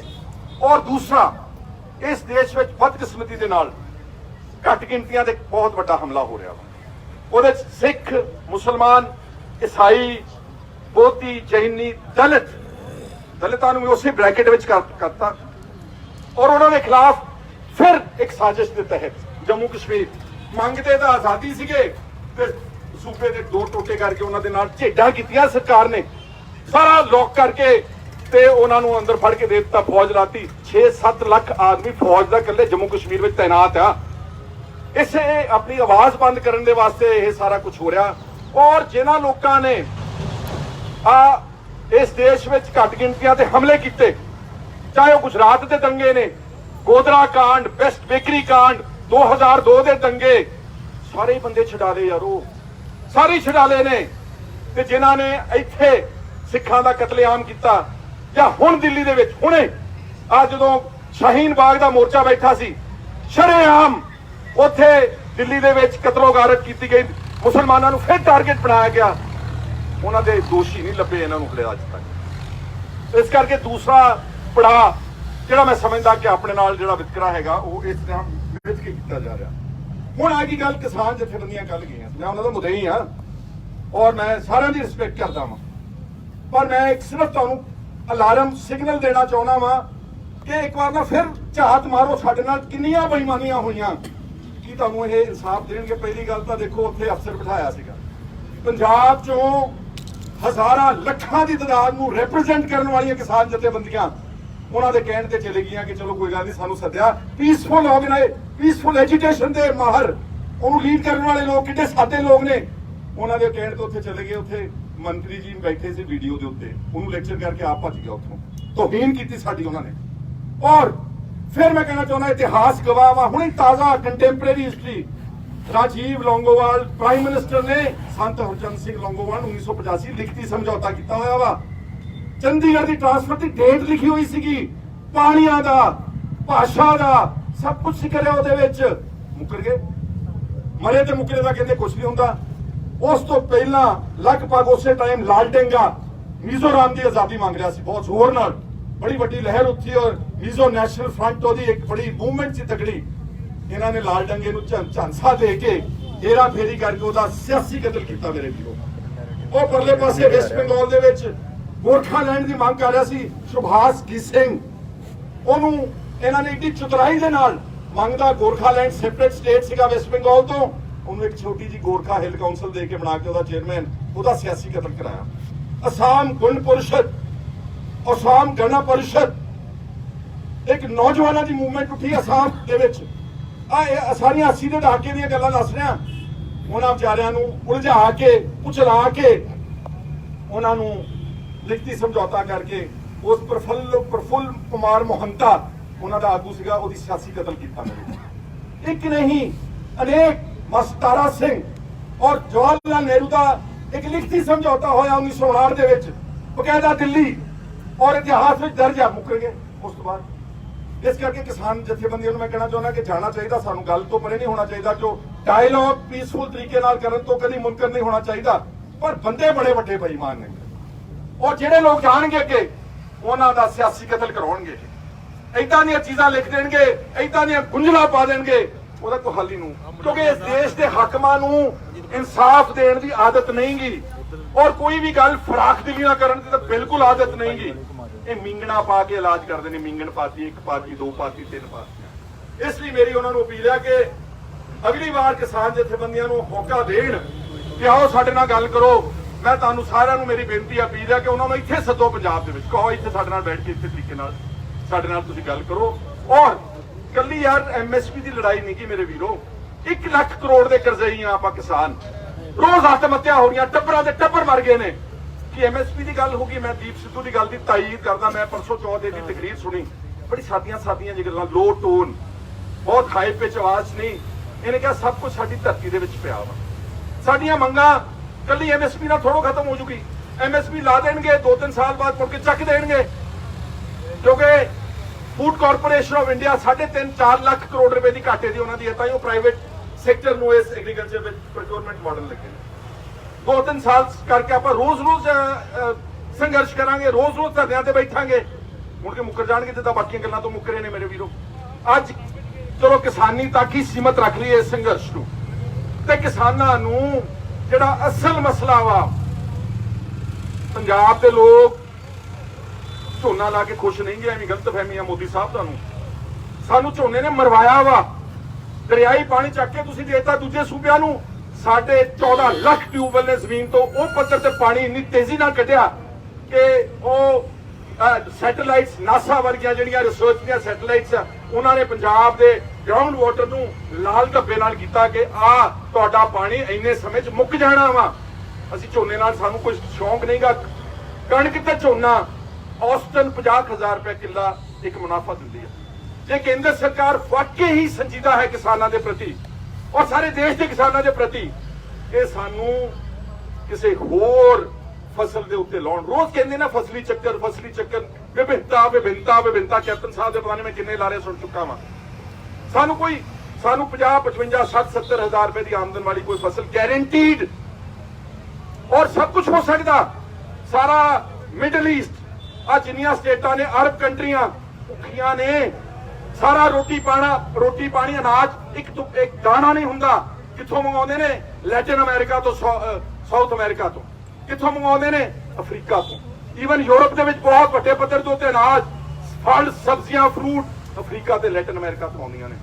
ਇੱਥੇ ਆਪਾਂ ਕੁਝ ਨਹੀਂ ਕਰ ਸਕੇ ਇੰਨੇ ਸਾਲਾਂ 'ਚ। ਕੈਪਟਨ ਸਾਹਿਬ, ਬਾਦਲ ਸਾਹਿਬ, ਤੁਸੀਂ 60 70 ਸਾਲ ਕਹਿੰਦੇ ਆ ਸਾਡਾ ਤਜਰਬਾ ਵਾ, ਤੁਸੀਂ ਇੱਕ ਫਸਲ ਨਹੀਂ ਲੱਭ ਸਕੇ ਪੰਜਾਬ ਦੇ ਲੋਕਾਂ ਵਾਸਤੇ ਜਿਹੜੀ ਤੁਸੀਂ ਖਰੀਦ ਕੇ ਤੇ ਉਹਨਾਂ ਨੂੰ ਸਹੀ ਮੁੱਲ ਦੇ ਸਕੋ ਮੇਰੇ ਵੀਰੋ। ਸਵਾਮੀਨਾਥਨ ਕਮੇਟੀ ਦੀ ਰਿਪੋਰਟ ਉਹ ਧੂੜ ਚੱਟਦੀ ਪਈ ਆ ਮਨਮੋਹਨ ਸਿੰਘ ਦੇ ਵੇਲੇ ਤੋਂ ਲੈ ਕੇ ਅੱਜ ਤੱਕ। ਉਹਨੇ ਕੀ ਕਿਹਾ? ਸਿਰਫ 150 ਗੁਣਾ ਸਾਰੀ ਕਾਸਟ ਕੈਲਕੂਲੇਟ ਕਰਕੇ। ਕੀ ਗਲਤ ਕਿਹਾ ਉਹਨੇ? ਕੁਝ ਨਹੀਂ ਗਲਤ ਕਿਹਾ ਮੇਰੇ ਵੀਰੋ। ਵਾਜਬ ਗੱਲ ਕਹੀ ਆ ਹੁਣੇ ਹੀ ਝੋਨੇ ਦੀ ਲਵਾਈ ਵਿੱਚ 3,500-4,000 ਰੁਪਇਆ ਲੇਬਰ ਦਾ ਖਰਚਾ ਜ਼ਿਆਦਾ ਆ ਗਿਆ। ਕਿਸੇ ਨੇ ਪਾਉਣਾ ਵਾ ਆਪਣੀ ਇਸ MSP ਦੇ ਵਿੱਚ? ਪਾਊਗਾ ਕੋਈ ਸਰਕਾਰ? ਮੈਨੂੰ ਦੱਸੋ। ਮੈਨੂੰ ਰਾਜਪੁਰੇ ਵਾਲੇ ਹੁਣੇ ਕਹਿੰਦੇ ਸੀਗੇ ਮੰਡੀ 'ਚ ਕਿ ਸਾਡੇ ਕੋਲੋਂ ਜੀ 50 ਰੁਪਏ ਕੁਇੰਟਲ ਦਾ ਕੱਟ ਤਾਂ ਅੱਜ ਹੀ ਲੈ ਰਹੇ ਨੇ, ਕਿਉਂਕਿ ਆੜਤੀਆਂ ਨੂੰ ਡਰਿਆ ਕਿ ਇਹ ਜਿਹੜਾ 2.5% ਸਾਡਾ ਕੱਟਿਆ ਜਾਣਾ ਸੀ ਪਹਿਲਾਂ ਕਿਸਾਨਾਂ ਦੇ ਨਾਲ ਗਿੱਟ-ਮਿੱਟ ਕਰਕੇ ਸੈਟਲਮੈਂਟ ਕਰਕੇ ਆਪਣਾ ਪੈਸਾ ਤਾਂ ਅਸੀਂ ਜਿਹੜਾ ਸਿਕਿਉਰ ਕਰਾਈ ਦਿੱਤਾ। ਇਸੇ ਤਰ੍ਹਾਂ ਹੀ ਟਾਈਮ ਬਹੁਤ ਹੋ ਗਿਆ, ਮੈਂ ਬਹੁਤ ਸਾਰੇ ਲੋਕਾਂ ਨੇ ਬੋਲਣਾ ਨਾ ਕੰਟੀਨਿਊ ਕਰੋ। ਨਹੀਂ ਕੋਈ ਨਹੀਂ। ਦੇਖੋ ਗੱਲ ਇਹ ਆ, ਮੇਰਾ ਇਹ ਮੰਨਣਾ ਜਿੰਨਾ ਮੈਂ 25 ਸਾਲ ਤਾਂ ਮੈਨੂੰ ਆਪ ਦੇਖਦਿਆਂ ਨੂੰ ਹੋ ਗਏ। ਮੈਨੂੰ ਉਹਦਾ ਸ਼ੌਂਕ ਸੀਗਾ ਜਦੋਂ ਮੈਂ ਸਕੂਲ ਪੜ੍ਹਦਾ ਸੀਗਾ, ਸਾਡੇ ਨਾਲ ਇੱਕ ਉਹਨਾਂ ਦਿਨਾਂ 'ਚ ਇਕੱਲੀ ਅੰਗਰੇਜ਼ੀ ਟ੍ਰਿਬਿਊਨ ਆਉਂਦੀ ਹੁੰਦੀ ਸੀ। ਮੈਂ ਰੋਜ਼ ਲਾਇਬ੍ਰੇਰੀ, ਮੈਂ ਹੋਸਟਲ 'ਚ ਪੜ੍ਹਦਾ ਸੀ, ਮੈਂ ਰੋਜ਼ ਲਾਇਬ੍ਰੇਰੀ ਵਿੱਚ ਜਾ ਕੇ ਅੰਗਰੇਜ਼ੀ ਦੀ ਟ੍ਰਿਬਿਊਨ ਪੜ੍ਹਨੀ। ਮੈਂ ਉਦੋਂ ਤੋਂ 10 ਸਾਲ ਦਾ ਸੀ ਜਦੋਂ ਦਾ ਮੈਂ ਐਮਰਜੈਂਸੀ ਦੇ ਅੱਖਾਂ ਮੇਰੇ ਰੀਲਸ ਪੂਰੀ ਸਾਹਮਣੇ ਆ। ਧਰਮ ਯੁੱਧ ਦਾ ਮੋਰਚਾ, ਇਹ ਸਾਰੇ ਮੋਰਚੇ ਲਗਭਗ, ਕਪੂਰੀ ਦਾ ਮੋਰਚਾ, ਸਭ ਕੁਝ ਨੇੜੇ ਮੇਰੇ ਦਿਮਾਗ ਵਿੱਚ ਇਹ ਸਾਰਾ ਕੁਝ ਯਾਦ ਆ। ਹੁਣ ਸਾਡੇ ਆਗੂ ਜਿਹੜੇ ਨੇ, ਬਦਕਿਸਮਤੀ ਨਾਲ ਮੈਨੂੰ ਕਹਿਣਾ ਪੈਂਦਾ ਕਿ ਆਪਣੇ ਆਗੂ ਕਦੀ ਵੀ ਦੂਰਅੰਦੇਸ਼ ਨਹੀਂ ਸੀ। ਮਾਸਟਰ ਤਾਰਾ ਸਿੰਘ ਤੋਂ ਲੈ ਕੇ ਬਲਦੇਵ ਸਿੰਘ ਤੋਂ ਲੈ ਕੇ ਉਹਨਾਂ ਨੂੰ ਕੋਈ ਆਪਣੇ ਲਾਲਚ ਹੋਣਗੇ ਜਾਂ ਉਹਨਾਂ ਦੀ ਕੋਈ ਰਿਸ਼ਤੇਦਾਰੀਆਂ ਹੋਣਗੀਆਂ, ਔਰ ਉਸ ਤੋਂ ਬਾਅਦ ਜਿੰਨੇ ਬਾਅਦ ਵਿੱਚ ਆਏ ਮੋਰਚੇ ਦਾ ਬੜੇ ਲਾਏ, ਸੰਘਰਸ਼ ਦਾ ਬੜੇ ਕੀਤੇ। ਆਗੂ ਮੇਰੇ ਵੀਰੋ ਉਹ ਹੁੰਦਾ ਜਿਹੜਾ ਕਿਸੇ ਸੰਘਰਸ਼ ਦਾ ਮੁੜ ਕੇ ਕੋਈ ਸਿੱਟਾ ਕੱਢ ਕੇ ਦਿਖਾਵੇ। ਨੈਲਸਨ ਮੰਡੇਲਾ, ਦੱਖਣੀ ਅਫਰੀਕਾ ਦਾ ਰਾਸ਼ਟਰਪਤੀ, 27 ਸਾਲ ਜੇਲ੍ਹ, ਲਗਾਤਾਰ ਸੰਘਰਸ਼, ਉਦੋਂ ਤੱਕ ਨਹੀਂ ਹਟਿਆ, ਟਸ ਤੋਂ ਮਸ ਨਹੀਂ ਹੋਇਆ ਜਦੋਂ ਤੱਕ ਉਸਨੇ ਆਪਣੇ ਦੇਸ਼ ਨੂੰ ਗੋਲਿਆਂ ਤੋਂ ਆਜ਼ਾਦ ਕਰਾ ਕੇ ਰੰਗ ਭੇਦ ਦੀ ਸਰਕਾਰ ਖਤਮ ਕਰਕੇ 5 ਸਾਲ ਰਾਜ ਕੀਤਾ ਮੇਰੇ ਵੀਰੋ। ਸਿਰਫ 5 ਸਾਲ ਬਾਅਦ ਛੱਡਤਾ। 50 ਸਾਲ ਦੇ ਅਗਲੇ ਆਗੂ ਕਹਿੰਦਾ ਮੈਂ ਬੁੱਢਾ ਹੋ ਗਿਆ, 75 ਦਾ ਸੀਗਾ, 80 ਦਾ ਹੋ ਕੇ ਕਹਿੰਦਾ ਛੱਡਤਾ। ਮਿਸਟਰ ਮਬੇਕੀ 50 ਸਾਲ ਦੇ ਪ੍ਰਾਈਮ ਮਿਨਿਸਟਰ ਨੂੰ ਚੁਣ ਕੇ ਤੇ ਆਪ ਰਿਟਾਇਰ ਹੋ ਗਿਆ ਪੋਲਿਟਿਕਸ ਤੋਂ। ਤਾਜ਼ਾ ਦੇਸ਼ਾਂ ਵਿੱਚ ਜਿਹੜਾ ਵੱਡਾ ਪਰਿਵਰਤਨ ਲਿਆਂਦਾ, ਤੁਰਕੀ ਦੀ ਸਟੋਰੀ ਬਹੁਤ ਇੰਪੋਰਟੈਂਟ ਆ। ਮੁਸਤਫਾ ਕਮਾਲ, ਉਹਦਾ ਇੱਕ ਵਾਰੀ ਦੇਖੋ ਪੜ੍ਹ ਕੇ ਕਿੱਦਾਂ ਦੇ ਆਗੂ ਨੇ। ਉਹਨਾਂ ਨੇ ਦੇਸ਼ ਨੂੰ ਫਰਸ਼ ਤੋਂ ਅਰਸ਼ ਤੱਕ ਲੈ ਗਏ ਮੇਰੇ ਵੀਰੋ। ਆ ਦੁਬਈ ਬਹੁਤ ਦੂਰ ਨਹੀਂ ਆਪਣੇ ਬੱਚੇ ਜਾਂਦੇ ਨੇ। ਅੱਜ ਤੋਂ 20-25 ਸਾਲ ਪਹਿਲਾਂ ਸਾਡੀ ਕਰੰਸੀ ਉੱਥੇ ਹਾਵੀ ਸੀਗੀ, ਹੁਣ ਉਹ ਸਾਡੇ ਨੂੰ ਕਈ ਗੁਣਾ ਅੱਗੇ ਨੇ। ਲਗਭਗ ਵੈਸਟਰਨ ਮਾਡਲ ਅਮਰੀਕਾ ਦੇ ਬਰਾਬਰ ਦੁਬਈ ਨੂੰ ਉਹ ਚੱਕ ਕੇ ਲਈ। ਇੱਕੋ ਬੰਦਾ, ਇੱਕ ਸ਼ੇਖ ਉੱਥੋਂ ਦਾ, ਉਹਦੇ ਕੋਈ ਵੋਟਾਂ ਦਾ ਰਾਜ ਹੈ ਨਹੀਂਗਾ ਮੇਰੇ ਵੀਰੋ, ਇੱਕ ਆਦਮੀ ਚੱਕ ਕੇ ਲੈ ਗਿਆ ਉੱਥੇ। ਇਹਨਾਂ ਨੂੰ ਕਹਿੰਦੇ ਨੇ ਆਗੂ। ਸਾਡੇ ਤਾਂ ਯਾਰ ਇੱਥੇ ਸੌਦੇ ਹੁੰਦੇ ਨੇ, ਬੇਈਮਾਨੀਆਂ ਕਰਦੇ ਨੇ। ਔਰ ਮੈਂ ਜਿਹੜੀ ਕਹਿ ਰਿਹਾ ਸੀ ਵਿਤਕਰੇ ਦੀ ਨੀਤੀ ਆ ਜਿਹੜੀ, ਉਹਨਾਂ ਨੂੰ ਨਾ ਦਿੱਲੀ ਵਾਲਿਆਂ ਨੂੰ ਸਾਡੇ ਤੇ ਤਸ਼ੱਦਦ ਕਰਨ ਲਈ, ਸਾਡੇ ਤੇ ਜ਼ੁਲਮ ਕਰਨ ਲਈ, ਸਾਡੇ ਤੇ ਬੇਇਨਸਾਫੀ ਕਰਨ ਲਈ ਬੰਦੇ ਚਾਹੀਦੇ ਨੇ। ਉਹ ਸਿੱਧਾ ਨਹੀਂ ਕਰਦੇ, ਆਪਣੇ ਵਿੱਚੋਂ ਹੀ ਬੰਦੇ ਬਕਾਊ ਹੁੰਦੇ ਨੇ ਉਹਨਾਂ ਏਜੰਟਾਂ ਦੇ ਰਾਹੀਂ। ਔਰ ਪੰਜਾਬ ਤੇ ਜੰਮੂ ਕਸ਼ਮੀਰ ਇਹੋ ਜਿਹੀਆਂ ਦੋ ਸਟੇਟਾਂ, ਇੱਥੇ ਕੋਈ ਮੁੱਖ ਮੰਤਰੀ ਇਸੇ ਸਿਸਟਮ ਦੇ ਵਿੱਚ, ਕੋਈ ਮੁੱਖ ਮੰਤਰੀ ਉਹਨਾਂ ਦੀ ਮਰਜ਼ੀ ਤੋਂ ਬਗੈਰ, ਏਜੰਸੀਆਂ ਦੀ ਕਲੀਅਰੈਂਸ ਤੋਂ ਬਗੈਰ ਨਹੀਂ ਬਣ ਸਕਦਾ ਮੇਰੇ ਵੀਰੋ। ਔਰ ਆ ਦੋ ਤਾਜ਼ੇ ਪਰਿਵਾਰ ਜਿਨ੍ਹਾਂ ਨੇ ਮੇਰਾ ਹੁਣ ਵਾਲ ਸਾਰੇ ਚਿੱਟੇ ਹੋ ਗਏ, ਤਕਰੀਬਨ ਬੁੱਢਾ ਹੀ ਹੋਣ ਲੱਗਿਆ ਮੈਂ, ਮੇਰੇ ਦੇਖਦਿਆਂ ਦੋ ਟੱਬਰਾਂ ਨੇ ਪੰਜਾਬ ਦੇ ਵਿੱਚ ਰਾਜ ਕੀਤਾ ਮੇਰੇ ਵੀਰੋ। ਤੇ ਉਹਨਾਂ ਦੇ ਏਜੰਟ ਨੇ। ਤੁਹਾਡਾ ਕੀ ਖਿਆਲ ਹੈ ਕਿ ਮੋਦੀ ਤੇ ਕਾਂਗਰਸ ਸਰਕਾਰ ਨੂੰ ਪਤਾ ਨਹੀਂ ਸੀਗਾ ਕਿ ਬਾਦਲਾਂ ਨੇ ਕਿੰਨਾ ਭ੍ਰਿਸ਼ਟਾਚਾਰ ਕੀਤਾ ਵਾ, ਕਿੰਨੀਆਂ ਬੱਸਾਂ ਬਣਾਈਆਂ ਨੇ, ਕਿੰਨੇ ਹੋਟਲ ਬਣਾਏ ਨੇ, ਕਿੰਨੀਆਂ ਜਾਇਦਾਦਾਂ ਵਿਦੇਸ਼ਾਂ ਵਿੱਚ ਬਣਾਈਆਂ ਨੇ? ਤੁਹਾਨੂੰ ਕੀ ਲੱਗਦਾ ਮੋਦੀ ਨੂੰ ਅਮਰਿੰਦਰ ਦਾ ਨਹੀਂ ਪਤਾ ਕਿ ਇਹਦੇ ਸਵਿਟਜ਼ਰਲੈਂਡ ਦੇ ਬੈਂਕਾਂ ਵਿੱਚ ਕਿੰਨੇ ਆਫਸ਼ੋਰ ਅਕਾਊਂਟਸ ਨੇ? ਇਹਦੇ ਜਵਾਈ ਨੇ ਸੰਭੋਲੀ ਸ਼ੂਗਰ ਵਿੱਚ 100 ਕਰੋੜ ਰੁਪਏ ਦਾ ਗਮਨ ਕਰਕੇ ਜਿਹੜਾ ਰੱਖਿਆ, ਉਹਨਾਂ ਨੇ ਫਾਈਲ ਬਣਾ ਕੇ ਆਪਣੇ ਕੋਲ ਰੱਖੀ ਹੋਈ ਆ। ਉਹਨਾਂ ਨੂੰ ਸਭ ਨੂੰ ਪਤਾ ਵਾ ਕਿ ਇਸ ਨੇ ਇੱਕ ਪਾਕਿਸਤਾਨ ਦੀ ਔਰਤ ਆਪਣੇ ਘਰ ਵਿੱਚ ਰੱਖਣੀ ਦੀ ਮਜਬੂਰੀ ਆ। ਇਹਨਾਂ ਦੇ ਰਾਹੀਂ ਆਪਣੇ ਖਿਲਾਫ ਉਹ ਤਸ਼ੱਦਦ ਕਰਾਉਂਦੇ ਨੇ, ਇਹ ਉਹਨਾਂ ਦੇ ਏਜੰਟ ਬਣਦੇ ਨੇ। ਤੁਸੀਂ ਮੈਨੂੰ ਦੱਸੋ, ਬੈਠੇ ਨੇ ਸਾਰੇ ਸਾਡੇ ਸਤਿਕਾਰਯੋਗ ਸੰਪਰਦਾਵਾਂ ਬੈਠੀਆਂ ਸੰਤਾਂ, ਇਹ ਕਦੀ ਹੋ ਸਕਦਾ ਯਾਰ ਕਿ 5 ਸਾਲ ਹੋਣ ਤੇ ਬਾਈਬਲ ਕਲਾ ਗੋਲੀ ਕਾਂਡ ਦੇ ਬੰਦੇ ਨਾ ਫੜੇ ਜਾਣ? ਯਾਰ ਪੁਲਿਸ ਦੀ ਵਰਦੀ ਪੁਲਿਸ ਦੀ ਬੰਦੂਕ, ਪੁਲਿਸ ਦੀ ਗੋਲੀ, ਬਸ ਇਦਾਂ ਹੀ ਕਰੀ ਜਾਂਦੇ। ਕਦੀ ਸੀਬੀਆਈ ਨੂੰ ਦੇ ਦਿੰਦੇ ਆ, ਕਦੀ ਐਸਆਈਟੀ ਬਣਾ ਦਿੰਦੇ, ਕਦੀ ਕਮਿਸ਼ਨ ਬਣਾ ਦਿੰਦੇ ਆ, ਕਦੀ ਕਹਿੰਦੇ ਮੈਂ ਲੱਭ ਰਿਹਾ ਵਾਂ, ਕੋਈ ਕਹਿੰਦਾ ਮੈਂ ਦੇਖ ਰਿਹਾ ਵਾਂ, ਕੋਈ ਕਹਿੰਦਾ ਮੈਂ ਸੁਖਬੀਰ ਸਿੰਘ ਬਾਦਲ ਦਾ ਬਿਆਨ ਸੁਣਿਆ, ਜਿਨ੍ਹਾਂ ਨੇ ਬੇਅਦਬੀਆਂ ਕੀਤੀਆਂ, ਬਾਈਬਲ ਗੋਲੀ ਚਲਾਈ, ਉਹਨਾਂ ਦਾ ਕੱਖ ਨਾ ਰਹੇ। ਲੈ ਵੀ ਆ ਸੈਣੀ ਦੇ ਖਿਲਾਫ ਹੁਣ ਪਰਚਾ ਦਰਜ ਹੋਇਆ। ਸੁਖਬੀਰ ਨੂੰ ਮੈਂ ਇੱਕ ਦਿਨ ਚੁਣੌਤੀ ਦਿੱਤੀ, ਮੈਂ ਕਹਾਂਗਾ ਕਿ ਸੈਣੀ ਤੇਰਾ ਕੱਖ ਨਾ ਰਹੇ, ਨਹੀਂ ਨਾ ਕਹਿ ਸਕਿਆ। ਸੈਣੀ ਕੌਣ ਆ? ਸੈਣੀ ਇੱਕ ਦਮਨ ਦਾ, ਇੱਕ ਜ਼ੁਲਮ ਦਾ ਇੱਕ ਚਿੰਨ੍ਹ ਆ। ਕੇਪੀਐਸ ਗਿੱਲ, ਸੈਣੀ ਤੇ ਰੁਬੇਰੋ। ਅਕਾਲੀ ਦਲ ਦੀ ਸਰਕਾਰ ਹੋਵੇ, ਅਖਾਉਂਦੀ ਹੋਵੇ ਪੰਥਕ ਸਰਕਾਰ, ਤੇ ਯਾਰ ਉਹ ਸਾਰੇ ਅਫਸਰ ਛੱਡ ਕੇ 7 ਅਫਸਰ ਟਪਾ ਕੇ ਡੀਜੀਪੀ ਸੁਮੇਧ ਸਿੰਘ ਸੈਣੀ ਬਣਾਉਣ, ਜਿਹੜਾ ਚੱਡੇ ਪਾੜਦਾ ਸਾਡੇ ਨੌਜਵਾਨਾਂ ਦੇ, ਜਿਹੜਾ ਝੂਠੇ ਪੁਲਿਸ ਮੁਕਾਬਲਿਆਂ ਵਿੱਚ ਸੈਂਕੜੇ ਘਰ ਉਜਾੜ ਦਿੱਤੇ। ਉਹ ਸ਼ਰਮ ਆਉਣੀ ਚਾਹੀਦੀ ਤੁਹਾਨੂੰ, ਸ਼ਰਮ ਆਉਣੀ ਚਾਹੀਦੀ ਤੁਹਾਨੂੰ। ਆ ਕੈਪਟਨ ਸਾਹਿਬ 5 ਸਾਲ ਪੌਣੇ 4 ਸਾਲ ਹੋ ਗਏ ਨੇ, ਮੈਂ ਐਂ ਕਰ ਦੂੰਗਾ, ਮੈਂ ਇਉਂ ਕਰ ਦੂੰਗਾ, ਕੀਤਾ ਕੁਛ ਦੱਸੋ ਮੈਨੂੰ ਜ਼ਰਾ। ਸਵਾਏ ਗੱਲਾਂ ਬਾਤਾਂ, ਤੂੰ ਖੋਖਲੀਆਂ ਗੱਲਾਂ। ਇਹਦਾ ਉਹਨੂੰ ਫਾਇਦਾ ਪਤਾ ਕਿਹੜੀ ਗੱਲ ਦਾ ਹੋ ਰਿਹਾ, ਆਪਾਂ ਖਿਲਰੇ ਹੋਏ ਆ ਸਾਰੇ। ਕੋਈ ਇੱਧਰ ਪੀਪਣੀ ਵਜਾ ਰਿਹਾ, ਕੋਈ ਇੱਧਰ ਪੀਪਣੀ ਵਜਾ ਰਿਹਾ, ਕੋਈ ਉੱਧਰ ਵਜਾ ਰਿਹਾ। ਜਿੱਦਣ ਪੰਜਾਬ ਦੇ ਲੋਕ ਆ ਤੁਸੀਂ ਜਿਹੜੇ ਬੈਠੇ ਹੋ ਸਾਰੇ, ਲੀਡਰ ਨਹੀਂ ਕਹਿ ਰਿਹਾ ਮੈਂ ਤੁਹਾਨੂੰ, ਲੀਡਰਾਂ ਨੇ ਆਪੇ ਤੁਹਾਡੇ ਮਗਰ ਇਕੱਠੇ ਹੋ ਜਾਣਾ। ਤਾਂ ਮੇਰੀ ਗੱਲ ਸੁਣ ਲਓ ਚੰਗੀ ਤਰ੍ਹਾਂ ਨਾਲ।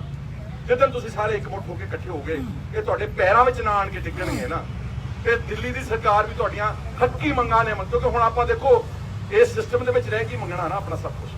ਹੁਣ ਆਪਾਂ ਜਿਹੜਾ ਗਿਵਨ ਸਿਸਟਮ ਹੈ, ਜਿਹੜਾ ਆਪਾਂ ਨੂੰ ਇੱਕ ਦਾਇਰਾ ਦੇ ਵਿੱਚ ਰੱਖਤਾ ਉਹਨਾਂ ਨੇ ਕਿ ਵੋਟ ਰਾਜ ਦੇ ਵਿੱਚ ਤੁਸੀਂ ਇਸ ਸੰਵਿਧਾਨ ਦੇ ਅੰਦਰ ਚੋਣਾਂ ਲੜ ਕੇ ਆਪਣੀਆਂ ਸਰਕਾਰਾਂ ਬਣਾਉਣੀਆਂ।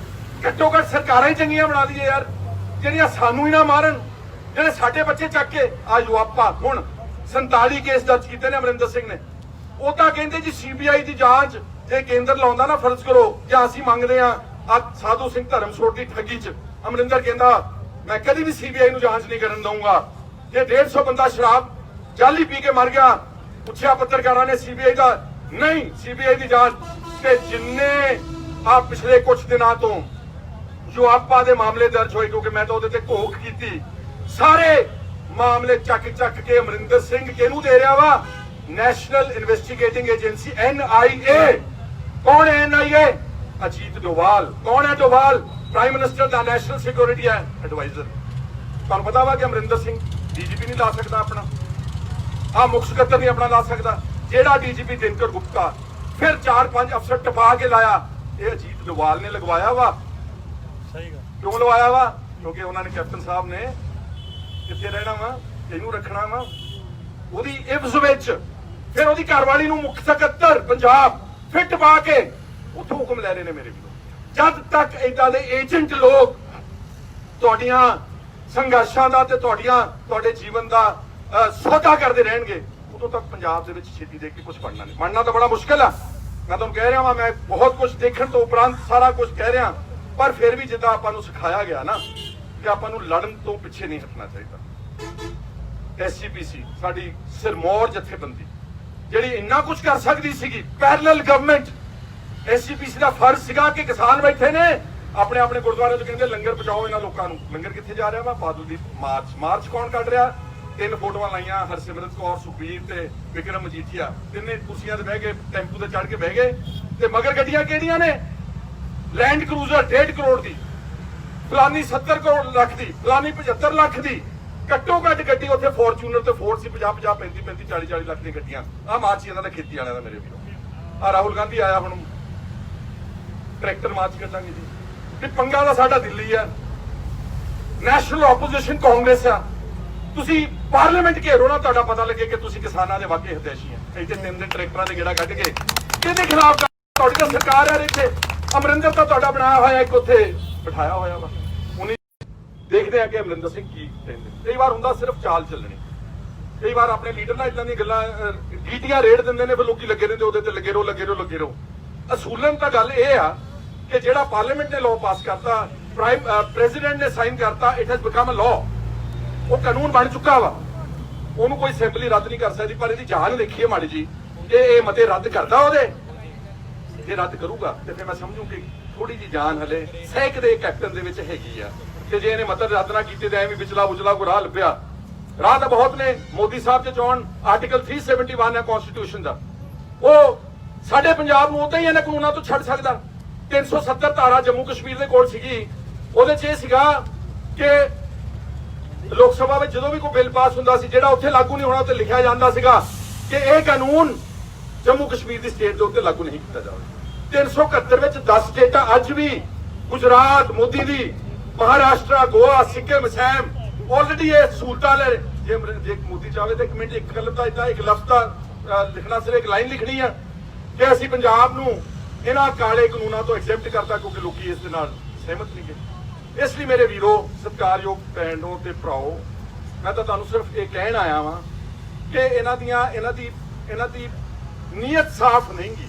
ਹੁਣ ਨੀਅਤ ਸਾਫ਼ ਦੀ ਲੜਾਈ ਲੜਨ ਵਾਸਤੇ ਸਾਰਿਆਂ ਨੂੰ ਲਾਮਬੰਦ ਹੋਣਾ ਚਾਹੀਦਾ। ਮੈਂ ਬਿਲਕੁਲ ਛੋਟਾ ਜਿਹਾ ਮੋਹਰਾ ਆਇਆ ਸਾਰੀ ਖੇਡ ਵਿੱਚ, ਨਿੱਕਾ ਜਿਹਾ। ਮੈਂ ਤੁਹਾਨੂੰ ਇੱਥੋਂ ਕਹਿ ਕੇ ਚੱਲਿਆ, ਸਾਹਮਣੇ ਲੱਗੇ ਨੇ ਲੋਕ, ਕਹਿੰਦੇ ਜੀ ਹਉਮੈ ਨਹੀਂ ਛੱਡਦੇ ਜੀ, ਕੁਰਸੀ ਨਹੀਂ ਛੱਡਦੇ। ਲਓ ਤੁਸੀਂ ਪੰਜਾਬ ਦੇ ਲੋਕ ਇਕੱਠੇ ਕਰੋ ਸਾਰੇ ਜਾਣੇ, ਮੈਨੂੰ ਕਤਾਰ ਦੀ ਅਖੀਰਲੇ ਨੰਬਰ ਦੇ ਉੱਤੇ ਸੁਖਪਾਲ ਸਿੰਘ ਖਹਿਰਾ ਨੂੰ ਕਰੋ। ਮੇਰੀ ਕੋਈ ਇੱਛਾ ਨਹੀਂ ਗੀ, ਨਾ ਮੈਂ ਕੋਈ ਅਹੁਦਾ ਚਾਹਾਂ, ਨਾ ਮੈਂ ਕੋਈ ਕੁਰਸੀ ਚਾਹਾਂ। ਬਾਕੀ ਲੀਡਰਾਂ ਤੋਂ ਵੀ ਕੈਮਰੇ ਦੇ ਉੱਤੇ ਘਵਾਓ ਤੇ ਇਹਨਾਂ ਨੂੰ ਅੱਗੇ ਲੈ ਕੇ ਰੀਜਨਲ ਪਾਰਟੀ। ਅਖੀਰਲੀ ਗੱਲ ਕਹਿ ਕੇ ਚੱਲਿਆ ਕਿਉਂਕਿ ਬਹੁਤ ਸਾਰੇ ਬੋਲਣਾ ਸਾਰਿਆਂ ਨੇ ਹਲੇ। ਅੱਜ ਪੰਜਾਬ ਦੇ ਵਿੱਚ ਲੋੜ ਕਿਹੜੀ ਚੀਜ਼ ਦੀ ਹੈ? ਤੁਹਾਨੂੰ ਕੇਂਦਰੀ ਪਾਰਟੀਆਂ ਨਹੀਂ ਬਚਾ ਸਕਦੀਆਂ। ਉਹਨਾਂ ਨੇ ਹਰਿਆਣੇ 'ਚ ਵੀ ਇਲੈਕਸ਼ਨ ਲੜਨੀ ਹੈ, ਉਹਨੇ ਰਾਜਸਥਾਨ 'ਚ ਵੀ ਲੜਨੀ, ਉਹਨੇ ਦਿੱਲੀ 'ਚ ਵੀ ਲੜਨੀ ਹੈ। ਉਹਨਾਂ ਨੂੰ ਵੀ ਦੇਖਣਾ, ਉਹਨਾਂ ਨੇ ਵੋਟਾਂ ਵੀ ਦੇਖਣੀਆਂ ਵਾ। ਨਾ ਕਾਂਗਰਸ ਲੜ ਸਕੇ, ਬੀਜੇਪੀ ਨੂੰ ਤਾਂ ਆਪਾਂ ਦੇਖ ਹੀ ਲਿਆ ਵਾ। ਅਕਾਲੀ ਦਲ ਇੱਕ ਬਹੁਤ ਅੱਛੀ ਪਾਰਟੀ ਸੀਗੀ, ਸਾਡੀ ਮਾਂ ਪਾਰਟੀ ਸੀ। ਸਭ ਨੇ ਇਹਦੇ 'ਚ ਹਿੱਸਾ ਪਾਇਆ, ਸਭ ਨੇ ਧਰਨਿਆਂ ਤੇ ਮੋਰਚਿਆਂ 'ਚ ਲੋਕੀ ਤਾਂ ਮਰ ਗਏ, ਸ਼ਹਾਦਤਾਂ ਦਿੱਤੀਆਂ ਨੇ, ਜੇਲਾਂ ਕੱਟੀਆਂ ਕਿੰਨੀ ਦੇਰ। ਹੁਣੇ ਦੱਸ ਕੇ ਗਏ ਕਿ ਮੈਂ ਜਥੇਦਾਰ ਸਾਹਿਬ ਬੈਠੇ ਨੇ ਸੰਤ ਜੀ ਕਿ ਮੈਂ 6 ਸਾਲ ਜੋਧਪੁਰ ਜੇਲ੍ਹ ਕੱਟੀ ਹੈ। ਆ ਸੁਖਬੀਰ ਕਹਿੰਦਾ ਮੇਰੇ ਪਿਓ ਨੇ ਜੇਲ੍ਹ 'ਚ ਝੂਠ ਬੋਲਦਾ ਇਹ। ਇਹਨੂੰ ਕਹੋ ਮੈਨੂੰ ਗਿਣਾਵੇ ਕਿੰਨੀ ਜੇਲ੍ਹ ਕੱਟੀ ਬਾਦਲ ਨੇ। ਵੱਧ ਤੋਂ ਵੱਧ 2, 2.5, 3 ਸਾਲ ਦੀ ਜੇਲ੍ਹ ਆ, ਔਰ ਉਹ ਵੀ ਰੈਸਟ ਹਾਊਸਾਂ ਵਿੱਚ ਆ। ਇਹਨਾਂ ਨੇ ਕੱਟੀ ਜੋਧਪੁਰ ਦੀ ਕੱਟੜ ਜੇਲ੍ਹ। ਇਹਨਾਂ ਨੂੰ ਰੱਖਦੇ ਸੀ ਮਹਿਫੂਜ਼। ਆ ਕੋਟੀ ਰੈਸਟ ਹਾਊਸ ਆ ਪਠਾਨਕੋਟ ਦੇ ਰਾਜ, ਨਾਲੇ ਉਹਨੂੰ 2 ਮੁਰਗੇ ਦੇ ਦੇਣੇ ਤੇ ਨਾਲ 2-3 ਹੋਰ ਇਹਨੂੰ ਦੇ ਦੇਣੇ। ਇਹ ਖੇਡੀ ਚੱਲ ਇੱਥੇ ਤੇ ਸਾਡੀ ਸਪੋਰਟ ਕਰੀ ਚੱਲੀ ਅੰਦਰੋਂ ਖਾਤੇ। ਅੱਜ ਲੋੜ ਹੈ ਖੇਤਰੀ ਪਾਰਟੀ ਦੀ। ਅਕਾਲੀ ਦਲ ਅਗਰ ਆਪਣੇ ਏਜੰਡੇ ਤੋਂ ਨਾ ਭਟਕਦਾ, ਵੱਧ ਅਧਿਕਾਰਾਂ ਦੀ ਗੱਲ ਨਾ ਛੱਡਦਾ, ਆਨੰਦਪੁਰ ਦੇ ਮਤੇ ਦੀ ਗੱਲ ਨਾ ਛੱਡਦਾ। ਆਨੰਦਪੁਰ ਦਾ ਮਤਾ ਕੋਈ ਵੱਖਵਾਦੀ ਮਤਾ ਨਹੀਂ ਸੀਗਾ, ਸਭ ਤੋਂ ਜ਼ਿਆਦਾ ਡੈਮੋਕ੍ਰੈਟਿਕ ਮਤਾ ਸੀਗਾ। ਸਿਰਫ ਮੀਡੀਆ ਨੇ ਉਸ ਵਕਤ ਸਰਕਾਰ ਨੇ ਉਹਨੂੰ ਬਦਨਾਮ ਕਰਕੇ ਕਹਿਤਾ ਇਹ ਵੱਖਵਾਦੀ ਆ, ਇਹ ਵੱਖਵਾਦੀ। ਯਾਰ ਜਿਹੜਾ ਮਾੜੀ ਜੀ ਯੂਆਪਾ ਦੀ ਗੱਲ ਕਰੇ ਉਹ ਵੱਖਵਾਦੀ, ਜਿਹੜਾ ਮਾੜੀ ਜੀ ਆਪਣੇ ਨੌਜਵਾਨਾਂ ਦੀ ਗੱਲ ਕਰੇ ਖਾਲਿਸਤਾਨੀ। ਇਹਨਾਂ ਨੇ ਸਾਨੂੰ ਨਾ ਡਰਾਉਣ ਦਾ ਚੰਗਾ ਰਾਹ ਲੱਭਿਆ ਹੋਇਆ ਵਾ। ਤੇ ਹਿੰਦੂ ਰਾਸ਼ਟਰ ਦੀ ਗੱਲ ਕਰਨ ਭਾਜਪਾ ਤੇ ਆਰਐਸਐਸ ਤੇ ਲਿਖਣ ਤੇ ਬੋਲਣ, ਉਹਨਾਂ ਦੇ ਤਾਂ ਕੋਈ ਵੱਖਵਾਦੀ ਦਾ ਕੋਈ ਲੱਗਦਾ ਨਹੀਂ ਕਾ ਫੱਟਾ। ਇਸ ਲਈ ਅੱਜ ਪੰਜਾਬ ਦੇ ਵਿੱਚ ਅਕਾਲੀ ਦਲ ਨੂੰ ਰਿਪਲੇਸ ਕਰਕੇ ਭਾਵਾਂ ਤਾਂ ਅੱਛਾ ਅਕਾਲੀ ਦਲ ਹੀ ਬਣਾ ਲਓ ਤੇ ਭਾਵਾਂ ਕੋਈ ਪੰਜਾਬ ਦੀ ਲੋਕਲ ਖੇਤਰੀ ਰੀਜਨਲ ਪਾਰਟੀ ਤਿਆਰ ਕਰੋ ਜਿਹੜੀ ਤੁਹਾਡੇ ਤੇ ਡਟ ਕੇ ਪੈਰਾਂ ਦੇਵੇ, ਜਿਹੜੀ ਕੰਪਰੋਮਾਈਜ਼ ਨਾ ਕਰੇ। ਸਤਿ ਸ੍ਰੀ ਅਕਾਲ। ਕੁਝ ਪਾਰਟੀਆਂ ਦਾ ਮੈਂ ਨਾਮ ਨਹੀਂ ਲੈਣਾ ਚਾਹੁੰਦਾ, ਉਹ ਵੀ ਦਿੱਲੀੋਂ ਚੱਲਦੀਆਂ ਨੇ, ਮਾਫ ਕਰਨਾ। ਉਹ ਯੂਆਪਾ ਤੇ ਨਹੀਂ ਬੋਲੇ, ਉਹ ਸੈਣੀ ਦੇ ਖਿਲਾਫ ਨਹੀਂ ਬੋਲ ਸਕਦੇ ਕਿਉਂਕਿ ਉਹਨਾਂ ਨੇ ਇੱਕ ਖਾਸ ਵਰਗ ਦੀ ਵੋਟ ਨੂੰ ਵੀ ਟਾਰਗੇਟ ਕਰਨਾ ਵਾ। ਇਸ ਲਈ ਅੱਜ ਪੰਜਾਬ ਦੇ ਵਿੱਚ ਇਹਦਾ ਜਦ ਤੱਕ ਆਪਾਂ ਇੱਕ ਨਹੀਂ ਚੱਲਾਂਗੇ ਇਸ ਪਾਸੇ ਵੱਲ ਨੂੰ, ਉਨੀ ਦੇਰ ਤੱਕ ਆਪਣੇ ਮਸਲੇ ਲਟਕਦੇ ਬਹੁਤ ਦੇਰ ਰਹਿਣੇ। ਮੈਂ ਤੁਹਾਨੂੰ ਦੱਸ ਦਿੰਦਾ, ਇਹਦੇ ਲਈ ਲੰਬੀ ਲੜਾਈ, ਇਹ ਛੋਟੀ ਲੜਾਈ ਨਾਲ ਮੁੱਕਣਾ ਨਹੀਂ ਕਿਉਂਕਿ ਬੰਦੇ ਹੀ ਬੜੇ ਬੇਈਮਾਨ ਆ। ਉਹ ਤਾਂ ਲਿਖ ਕੇ ਮੁੱਕਰ ਜਾਂਦੇ। ਜੰਮੂ ਕਸ਼ਮੀਰ ਨੂੰ ਕਨਸਟੀਟਿਊਸ਼ਨਲ ਗਾਰੰਟੀ ਸੀਗੀ, ਲੋਕ ਸਭਾ ਦੇ ਵਿੱਚ ਇੱਕ ਸੰਵਿਧਾਨ 'ਚ ਲਿਖਿਆ ਗਿਆ ਸੀਗਾ ਕਿ ਜੰਮੂ ਕਸ਼ਮੀਰ ਨੂੰ ਇੱਕ ਵੱਖਰਾ ਸਟੇਟਸ, ਅਲੱਗਾ ਝੰਡਾ। ਉਥੋਂ ਦੇ ਚੀਫ ਮਿਨਿਸਟਰ ਨੂੰ ਪਹਿਲਾਂ ਪ੍ਰਾਈਮ ਮਿਨਿਸਟਰ ਕਹਿੰਦੇ ਸੀਗੇ। ਇਹਨਾਂ ਨੇ ਹੌਲੀ ਹੌਲੀ ਉਹਨੂੰ ਖੋਰਾ ਲਾ ਕੇ, ਅੰਦਰੋਂ ਖੋਰਾ ਲਾ ਕੇ ਔਰ 2 ਟੋਟੇ ਕਰਕੇ ਉਹ ਮਾਰ ਕੇ ਸੁੱਟਿਆ ਹੋਇਆ ਮੇਰੇ ਵੀਰੋ। ਇਸ ਲਈ ਆਓ ਸਾਰੇ ਇਕੱਠੇ ਹੋਈਏ, ਛੋਟੀਆਂ ਗੱਲਾਂ ਛੱਡਣ ਤੋਂ ਬਾਅਦ ਸਾਰੇ ਇਕੱਠੇ ਹੋ ਕੇ ਤੇ ਪੰਜਾਬ ਇੱਕ ਖੇਤਰੀ ਪਾਰਟੀ ਵੱਲ ਨੂੰ ਸੋਚੋ, ਉਹਦੇ ਵੱਲ ਨੂੰ ਦਿਮਾਗ ਲਾਓ ਤੇ ਚੰਗੇ ਬੰਦੇ। ਤੁਹਾਡਾ ਕੀ ਖਿਆਲ ਹੈ ਪੰਜਾਬ ਦੇ ਵਿੱਚ ਕੋਈ ਹੁਨਰ ਦੀ ਕਮੀ ਆ, ਕੋਈ ਲੀਡਰਸ਼ਿਪ ਦੀ ਕਮੀ ਆ, ਕੋਈ ਪੜ੍ਹੇ ਲਿਖੇ ਬੰਦਿਆਂ ਦੀ ਕਮੀ ਆ? ਬਹੁਤ ਨੇ, ਬਹੁਤ ਸਿਆਣੇ ਲੋਕ ਬੈਠੇ ਨੇ ਯੂਨੀਵਰਸਿਟੀਆਂ ਤੋਂ PhD ਕਰਕੇ, ਬਹੁਤ ਚੰਗੇ, ਲੇਕਿਨ ਉਹਨਾਂ ਨੂੰ ਮੌਕਾ ਨਹੀਂ ਮਿਲਦਾ ਕਿਉਂਕਿ ਇਲੈਕਸ਼ਨਾਂ ਇੰਨੀਆਂ ਮਹਿੰਗੀਆਂ ਕਰਤੀਆਂ ਨਾ ਬਾਦਲਾਂ ਤੇ ਕੈਪਟਨਾਂ ਨੇ। MLA ਵੱਲ ਤੋਂ ਮੂੰਹ ਹੀ ਨਹੀਂ ਕਰਦਾ, ਸਰਪੰਚੀ ਵੱਲ ਵੀ ਮੂੰਹ ਨਹੀਂ ਕਰਦਾ। ਕਿਹੜਾ ਬੰਦਾ 4-5 ਕਰੋੜ ਰੁਪਈਆ MLA ਤੇ ਖਰਚੇ ਤੇ ਅਸੈਂਬਲੀ ਦੇ ਵਿੱਚ ਜਾਵੇ? ਇਹਨਾਂ ਨੇ ਇੰਨੀਆਂ ਮਹਿੰਗੀਆਂ ਕਰਤੀਆਂ, ਦਾਇਰਾ ਹੀ ਤੁਹਾਨੂੰ ਬਾਹਰ ਕੱਢ ਦਿੱਤਾ ਚੰਗੇ ਬੰਦਿਆਂ ਨੂੰ ਸਾਰਿਆਂ ਨੂੰ। ਸੋ ਸੋਲੂਸ਼ਨ ਜਿਹੜਾ ਪਹਿਲੇ ਪੜਾਅ ਦਾ ਸੋਲੂਸ਼ਨ, ਉਹ ਅਕਾਲੀ ਦਲ ਨੂੰ ਜਿਹੜਾ ਖਲਾਅ ਪੈਦਾ ਕੀਤਾ, ਵੈਕਿਊਮ ਕ੍ਰੀਏਟ ਕੀਤਾ, ਉਹਨੂੰ ਭਰਨ ਵਾਸਤੇ ਇੱਕ ਅੱਛੀ ਖੇਤਰੀ ਪਾਰਟੀ ਵੱਲ ਨੂੰ ਵਧਣ ਦੀ ਅੱਜ ਲੋੜ ਆ। ਤੇ ਮੈਂ ਜਿੱਦਾਂ ਕਿਹਾ ਕਿ ਸਭ ਤੋਂ ਪਿੱਛੇ ਖੜਾ ਹੋ ਕੇ ਮੈਂ ਉਹਦੇ ਲਈ ਪੂਰਾ ਜਿੰਨਾ ਦਿਨ ਰਾਤ ਕੋ ਕਰ ਸਕਦੇ ਹਾਂ, ਕਿਉਂਕਿ ਮੈਨੂੰ ਦੁੱਖ ਹੁੰਦਾ ਜਦੋਂ ਸਾਡੇ ਬੱਚੇ ਵਿਦੇਸ਼ਾਂ ਵਿੱਚ ਜਾ ਕੇ ਬਾਥਰੂਮ ਸਾਫ਼ ਕਰਦੇ ਨੇ। ਸਾਨੂੰ ਦੁੱਖ ਲੱਗਦਾ ਚੰਗੇ ਚੰਗੇ ਘਰਾਂ ਦੇ ਬੱਚੇ ਜਾ ਕੇ ਉੱਥੇ ਮੀਨੀਅਲ ਜੌਬਸ ਕਲਾਸ 4 ਜਿਹਨੂੰ ਕਹਿੰਦੇ ਆ, ਛੋਟੇ ਛੋਟੇ ਕੰਮ ਕਰਦੇ ਨੇ। ਕਿਉਂਕਿ ਇਹਨੇ ਮਜਬੂਰੀ, ਹਨੇਰਾ, ਇਸ ਕਰਕੇ ਆਪਾਂ ਸਭ ਨੂੰ ਕਰਨਾ ਚਾਹੀਦਾ। ਅਖੀਰਲੀ ਇੱਕ ਗੱਲ ਰਹਿ ਚਲੀ ਸੀ, ਲਾਸਟ ਛੋਟੀ ਕਰਕੇ ਕਰ ਦਿੰਦੀ ਆ। ਪੰਜਾਬ ਦੀ ਆਰਥਿਕ ਤਰੱਕੀ, ਖੇਤੀ ਤਰੱਕੀ, ਵਪਾਰਕ ਤਰੱਕੀ ਉਦੋਂ ਤੱਕ ਨਹੀਂ ਹੋਵੇਗੀ ਜਦੋਂ ਤੁਹਾਡਾ ਪਾਕਿਸਤਾਨ ਨਾਲ ਬਾਰਡਰ ਨਹੀਂ ਖੁੱਲੇਗਾ। ਇਹ ਪਾਕਿਸਤਾਨ ਨੂੰ ਵਿਗਾੜ ਕੇ ਰੱਖਦੇ ਨੇ। ਹਮੇ 24 ਘੰਟੇ ਇਮਰਾਨ ਖਾਨ ਨੇ ਆਪਣੇ ਵੱਲੋਂ ਇਹਨਾਂ ਦਾ ਪਾਇਲਟ ਮੋੜਿਆ। ਉਹ ਜਿੰਨਾ ਕੁਝ ਕਰ ਸਕਦਾ ਸੀ ਆਪਣੇ ਹਾਲਾਤਾਂ ਦੇ ਵਿੱਚ ਉਹਨੇ ਕੀਤਾ, ਪਰ ਇਹ ਜਾਣ ਕੇ ਉਹਨੂੰ ਠੋਕੀ ਤੁਰੇ ਆਉਂਦੇ ਨੇ। ਦੁਬਾਰਾ ਪ੍ਰਚਾਰ ਕਰੀ ਸਾਡੇ ਟੈਲੀਵਿਜ਼ਨ ਚੈਨਲ ਤੇ ਖਰੇ ਕਮਲੇ ਹੋਏ ਨੇ। ਆਹ ਵਾਲੇ ਨਹੀਂ ਯਾਰ, ਉਤਲੇ ਵਾਲੇ। ਉਹ ਕਦੀ ਸੁਸ਼ਾਂਤ, ਕਦੀ ਰੀਆ ਦੇ ਮਗਰ।